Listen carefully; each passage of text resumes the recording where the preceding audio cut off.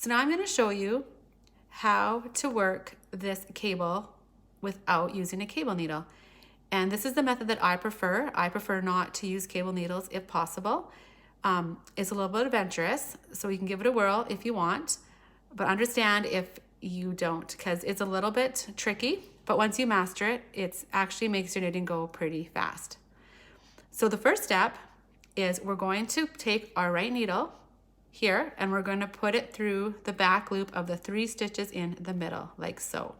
So we have all those 3 stitches on our right needle. And then we're going to slip those 3 stitches plus the first stitch off our left needle. And our first stitch is going to be in the open. And then taking our left needle, we're going to grab that stitch like so. And then we need to switch the position of these 2 stitches.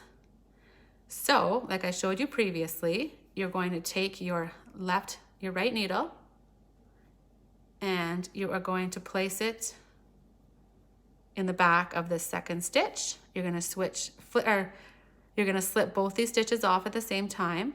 And again, taking your left needle, you're going to grab that first stitch and put it on your left needle. Okay, so 1 stitch is in the right spot, but now we have 4 stitches here and we need this back stitch to be in front of these 3 stitches. So this is where it actually gets a little tricky. So what you're going to do is you're going to take your left needle and you are going to put them in the back, through the back of these 3 stitches that are on this right needle. And this is where it gets a little tricky to get those 3 stitches. I got them. And then you're going to slip them all off onto your left needle. And then using your right needle, you're going to grab this first stitch that slipped off. And you're going to place it from your right needle to your left needle. And now all your stitches are in the right positions to knit. So you're just going to knit all 5 of these stitches. Whoops.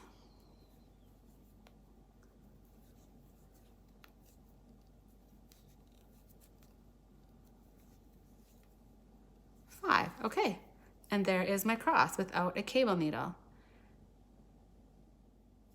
Okay, I'm going to show you this one more time. So this is the cable without a cable needle. So your first step is take your right needle and put it in the back of these 3 middle stitches right here. Take all those 3 stitches onto your right needle, and then you're going to slowly slip these 4 stitches, so we still have this stitch here, off our left needle, like so. And this first stitch here just becomes alone. So then take your left needle and slip that stitch onto your left needle. Okay, so now we need to change the position of these 2 stitches. So previously I showed you we're going to take our right needle, put it in the back of the second stitch, and slowly slip those off. So the second stitch goes on the right needle. This stitch becomes a loner, but we put it onto our left needle. So that one now is in the right spot. Okay, so now we have 4 stitches here that we need to work with. This first stitch here needs to be in front of these stitches.